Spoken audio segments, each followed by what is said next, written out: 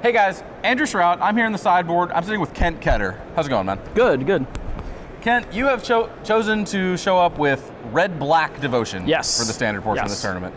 Tell me a little about what went into that decision and why you chose to play this deck. Sure. So I feel like standard is going back through its cycle of, the rev decks are becoming less popular. People are going back towards mono black. Okay. And as soon as I hear that people are going back towards mono black or, black variants, the immediate thing I want to do is grab my Burning Tree Emissaries. Sure. I want to grab a card that lets me break the 1-for-1 parity. Burning Tree just lets you do that.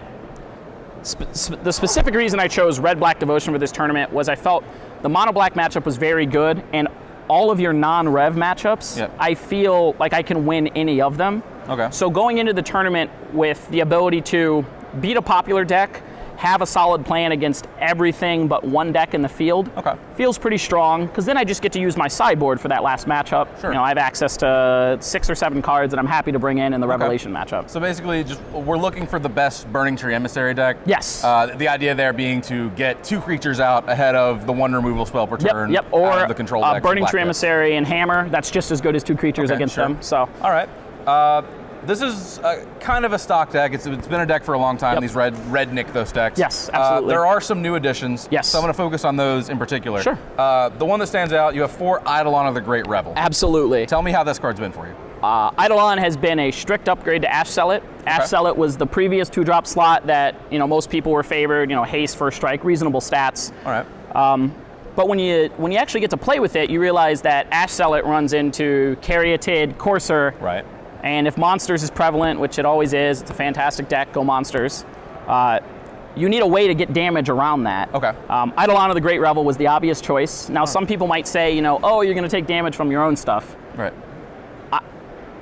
Every single time you play the card, especially because you're the red mage, you're going to deal damage to them faster than they're going to deal it to you. Sure. So you're happy to expend both your life totals in such a way that, they're basically losing more of a resource than you are. Sure. Yeah, you will take some damage on occasion, absolutely. but that's totally okay. Everything that you're casting that's dealing you damage is making them have to take more damage. Putting pressure on them, forcing them to come up with answers. And it makes it very good against the black decks and the rev deck early game where they're trying to cast a couple removal spells to slow down your pacing. Okay.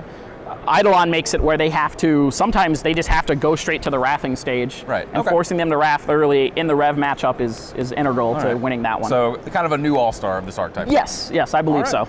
Cool. The other big change here, you're splashing black. Yes. The only black card in the main deck is a full package of 4 Dreadbores. Yes. So tell me a little about Dreadbore. So previously, I'd like the 3/3 split of Dreadbore, 3 Dreadbore, 3 Mizium Mortar. Okay. And for this tournament, I felt with Monsters being a reasonable deck to worry about, and just with people enjoying the variety of mid-range decks, I really wanted a card that was good in both of those matchups. Yep. And frankly, Dreadbore is it's not dead anywhere. Even against the Revelation decks, you get to blow up some Jaces, blow up some Elspeths. You find some value there. And then it's also nice when the Rev decks go to their sideboard plan of Archangel Lethune and Nightveil Spectre. Sure. You already have answers in the deck. Okay. So it's been very good, and it's just a card that has no dead matchups, and I think that's very important for your red decks. Okay, that makes sense. Minimize the dead cards. Just want to make sure that your removal is as flexible as possible. Absolutely. Okay. Now, I mentioned Dreadbore, the only black card in the main deck. Yes. You have some black in the sideboard. Lots of it. We are bringing in 2 Rakdos' Return and 2 Thoughtseize. Yep. So I assume that was kind of one of the big draws to playing black in the first place. Absolutely. It started with Dreadbore. I don't think anyone questions the value of that card. Very flexible. Specifically for a red deck, being able to just answer something is very important for a deck that is playing some smaller creatures. The returns in the Thoughtseizes, Rakdos Return was something that I had felt was kind of a fantasy, wasn't really going to pan out most of the time, because the matchups you bring it in, like the Revelation decks and the black decks, they do a great job of fighting your devotion. But then after a large amount of testing, talking with some friends, I realized very quickly that you didn't need to Rakdos Return for a bunch. Right. Rakdos for 2 kills a Jace, discard 2. Fine. Rakdos for 3, if you have a good game plan, like if you've already cast a couple creatures and made your opponents deal with them, Rakdos Return for 3 many times gets the remainder of their hand.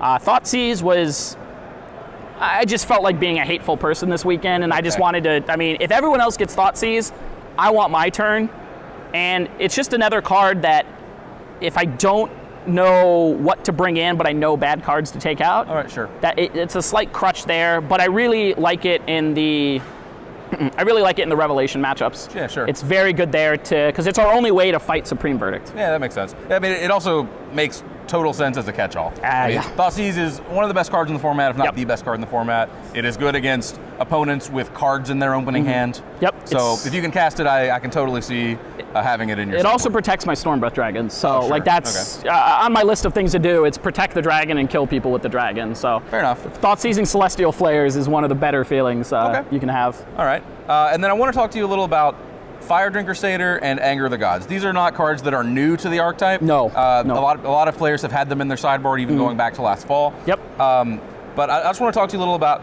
when you bring these cards in, the thought process behind having them in your board. Absolutely. So the Fire Drinker Satyrs are there for your mono black matchup. As much as I love a Stormbreath Dragon, a 5-mana 4/4 against a deck stacked with 2-mana answers is just not very good. Right. So by having the Fire Drinker Satyrs in the sideboard, I get to take out my dragons, take out a land, Nykthos, and then I get to bring in the Satyrs against mono black, and usually the Fire Drinker is good for anywhere from like 2 to 8 damage. Right. And that's really the main role for it. And then also, if you have any matchups where you just have other dead cards. Sure. You just want to have a card that actually deals damage. Right. You get to board out, like in some matchups, Mizium Mortars and like hammers. In the creature mirrors, hammers are mediocre, and sometimes you just want another attacker. Okay. So he fills that role, but he's there specifically to just solidify the mono black matchup. And also the Rev decks. Against the Rev decks, you get to bring him in, and then you have creatures up and down the curve. Right, okay. So. All right, it kind of goes back to what you were saying at the very beginning about how you wanted to be a Burning Tree Emissary deck so that you could have 2 creatures in play by the time that mono black gets to use its first removal spell. Fire Drinker Satyr, of course, helps you do that as well. And they're usually pretty behind. Now the Angers, that's a card that I played back at SCG Columbus when I played Red-White Devotion. And it's a card that I'm still apprehensive about playing, but the reason I brought it here was the green-black Devotion deck, the Eidolon of Blossoms deck, and just Devotion strategies in general. I'm able to board out some of my smaller creatures. I'm able to trim, like just a couple of my 2-drops, and then I can bring in a plan where I play kind of the control role between 3 Mortars, 3 Angers, 4 Dreadbores, Porphyros, and Hammer. And then I just basically trump their Devotion, play my Boros Reckoner, or a better creature, and I win from that position. Frostburn Weir is very important.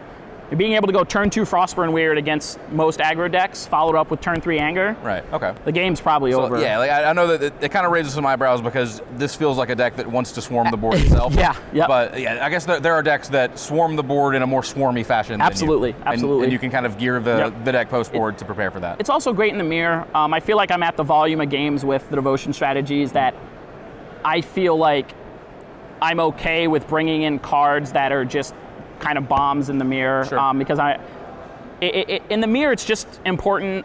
The most important thing is to get the first big Nykthos turn. So if I'm angering you, like I've known I've had anger the whole time. It's the same premise of Wraths Unlimited. That makes sense. You control the effect. You get the most out of it. And I'm happy to give up, maybe a 1-2 drop, but a lot of the times I position where I just don't even have to do that. And that's pretty fantastic. Yeah, all right, that seems reasonable. So we just finished round 10. Yes. And you are sitting at 9-1, I believe? Absolutely. All right, so you're within sniffing distance then of top 8. Yeah, we're ballparking. One match at a time. All right, we'll figure it out from there. You're just going to keep playing Magic till they tell you to stop then. Yes, that's the goal. That's the goal. Cool. Well, I'll be rooting for you. Thanks for sitting down with me. Thanks a lot, Andrew. All right. Stick around. We've got plenty more coverage coming of the Invitational here in Columbus.